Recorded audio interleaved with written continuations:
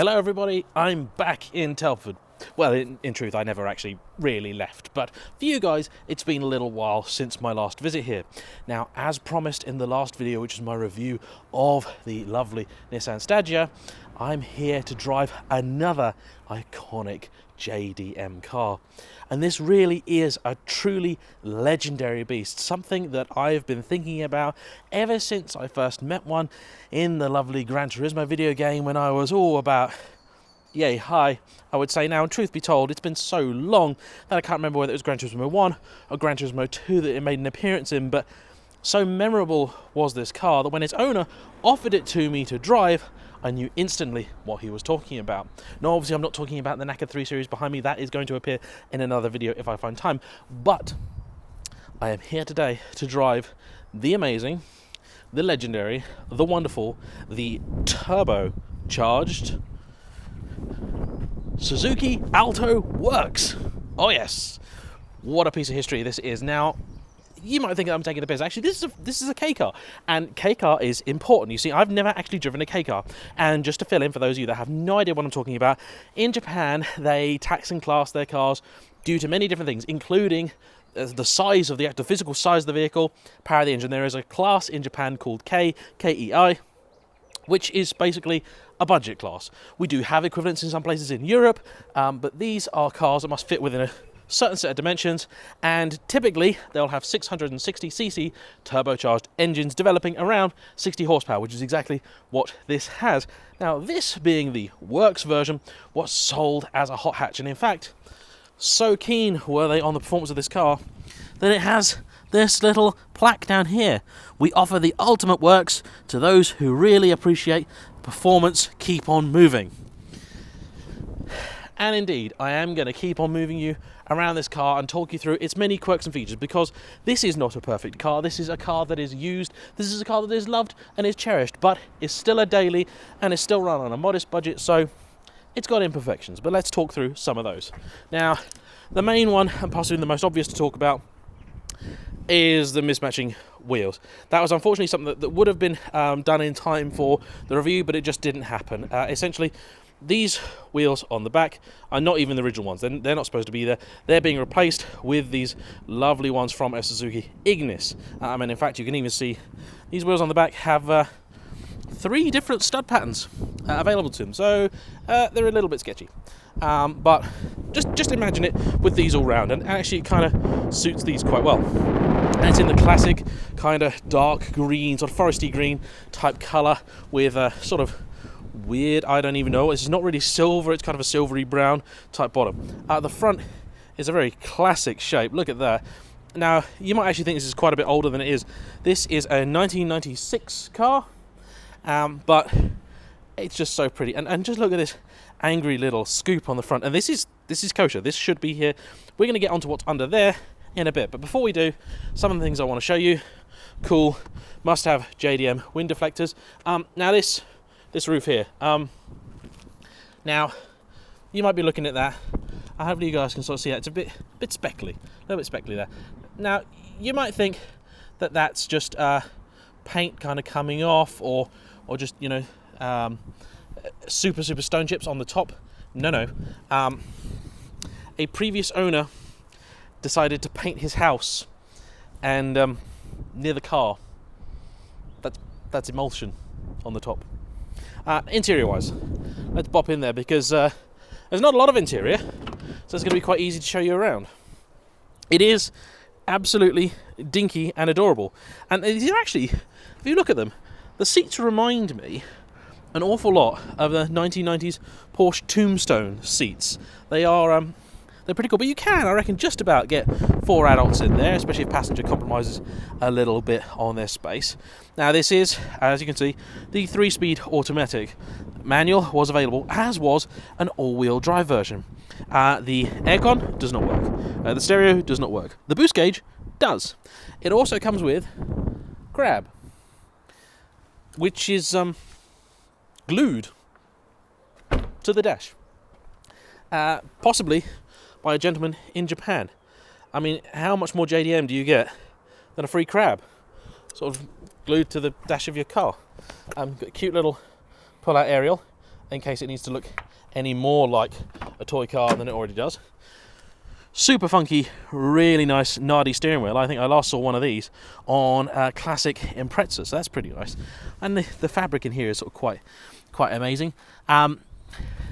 This button, we don't know what it does.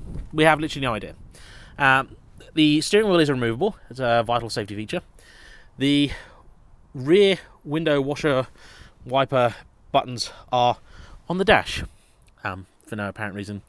And let's show you first the boot, because it's tiny as you'd expect. Let's be honest here, you're not expecting it to be that big, but I can fit 2 camera bags in it. Future JayEmm wagon maybe? I don't think so.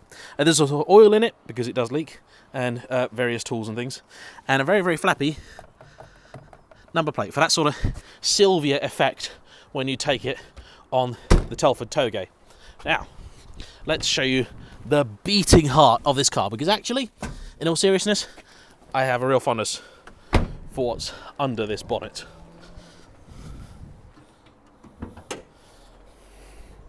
Here you have it.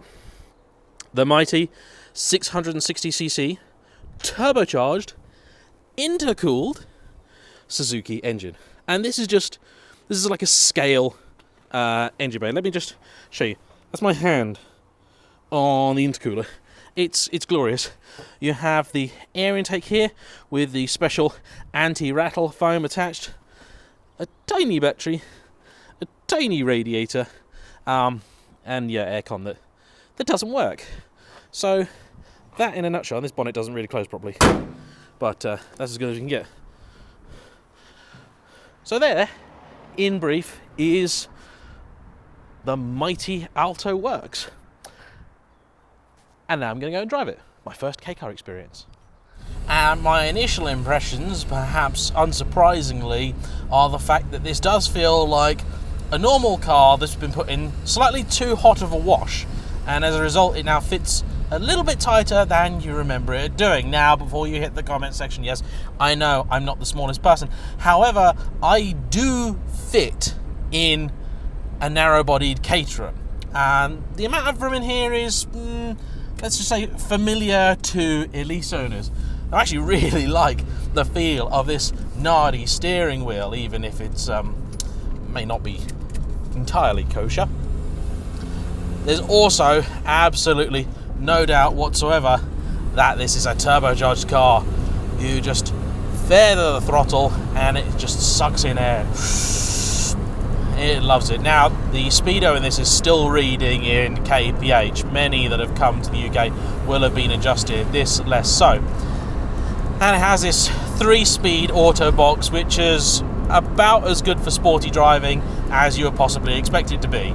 In other words, not at all. Now, this car actually feels pretty nippy up to a certain speed, in that way that small cars very often tend to. And this is used almost exclusively as a city car. And let's be honest here, that's exactly what it was designed to do. And the many things that make it good around the city are the fact that it is absolutely microscopic in size, very good on fuel on city type stuff, you know, doing about 40 plus to the gallon, and that's good because it has an absolutely tiny tank, probably about 20 litres or so, maybe a little bit more. It also rides quite stiff, bearing in mind that I have in real time just come about an hour ago from a lovely plush Staggia, which is a very luxurious car. And I don't say that in terms of, oh, it's a bit luxurious for a JDM car. It's just really quite a nice place to be. This, however, is filled with rattles, creaks, squeaks, things are flying around, although that's just because they're not secured. The crab, it's stuck there. I mean, quite why somebody decided to glue a crab to the dash, I don't know. If anybody's watching this from Japan and they can illuminate us about the cult of the crab, we'd love to know. We really would.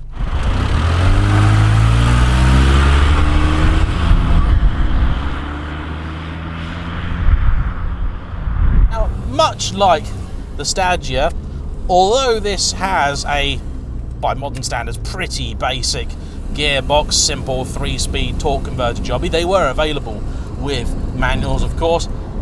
Actually, for town stuff, it does things very well. And the way old school gearboxes, auto gearboxes work is that actually they do multiply the torque at those lower RPMs. So actually, for just pulling away at junctions, it's great. And again, you get up to sort of 50 mile an hour pretty briskly. Now, I don't really fancy the idea of having an accident in one of these. I suspect it comes from the era when their idea of crash safety was simply making it quick and painless. This steering wheel also protrudes quite a way out. I mean, there's a hand's worth of gap between the indicator stalks and the actual rim of the wheel, so that's less than ideal, but I can deal with it just fine. I've had plenty of cars I've driven that are like that. You tend to get that when you have these quick release wheels, and of course, as with nearly all JDM stuff of this era, indicators are on the right hand side, which I personally prefer. Now you can just about see that cute little scoop on the front, which is adorable, and it's got quite a bit of character to it, this little thing. Now I personally would probably prefer it with a manual, because I think it would make it an awful lot more fun for sort of back road blasts and things, and I'd really like to see how far a car like this could be taken in terms of performance and everything else. And this little 3-cylinder engine, I do hear people talking about them as being somewhat more tunable than you would think. And let's be honest, anything that has works in the title really should be a little firecracker. Now, as it is, that's not what this car is. This really is a city car that's been mildly breathed on, and of course Japanese regulations also dictated the fact that they couldn't play around with these things even if they wanted to. But I was going to take it down a tiny little country road. Now, we took this car out to lunch, and parking it is hilarious. One of the things that I tend to rabbit on about in my reviews, and those of you that watch the channel, you'll know what I'm about to say, I do have something of a bee in my bonnet about modern cars and their increasing growth, when the reality is that our roads, our parking spaces, our driveways haven't got any bigger in the last sort of 50 years. This thing, however, is hilarious. I cannot remember the last time in this country that I saw a car in a parking space with a good foot of space on every side. It's like when I go to the States and I park a Mustang in a parking space, and I think I've done a really terrible job of it. And then I look and go, oh no, there's loads of room there, because this space is designed for an F350. And that's what driving this feels like. I'm only using half of my side of the road. It's great. A little one of these with all-wheel drive and a hot engine. Let's see if we've got like 100 horsepower on one of these. I think it'd be absolutely hilarious. As it is, I'm quite enjoying making this thing just go all the time, and apparently it does get quite a few looks when you pass people, usually stationary of course, because of the noise that it makes. Now, the exhaust is not standard, but it hasn't been modified to make the car any louder. All of the extra noises, like that little turbo blow off, I don't know if you can hear it or not, those are coming courtesy of the intake. Now basically, this car's original exhaust just rusted away, so a new one was cobbled together from the remains of other exhausts to try and make some sort of Franken-exhaust.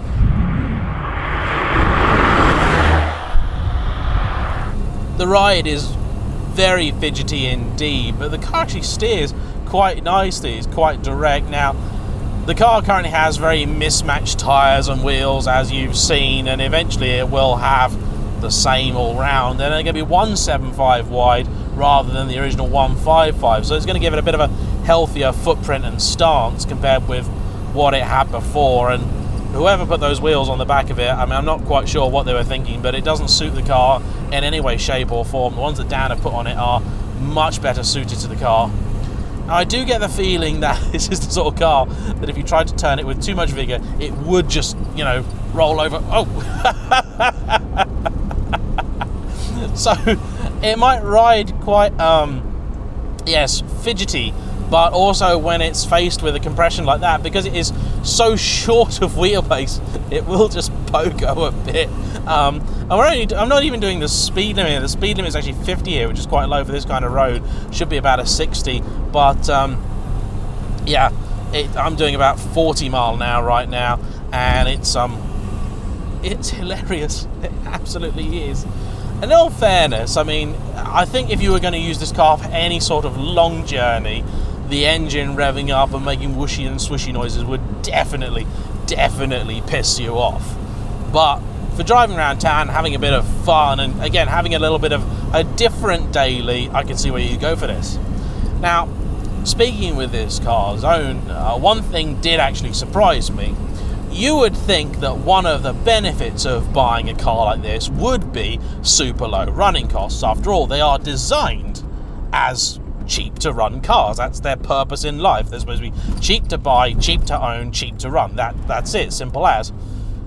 However, this car is not especially cheap to buy. I mean, you can spend anywhere up to sort of 5-6 grand, or I suppose more, on one of these. Again, as with all these things, depending on the version you want. If you want the turbo all-wheel drive manual version, you are going to pay a lot more money. This one being the auto version is you know, going to command less of a premium, and it wasn't in the best of conditions. This interior is filled with holes from previous owners who have tried to drill in gauges but apparently changed their mind about 7 times before deciding where to put it.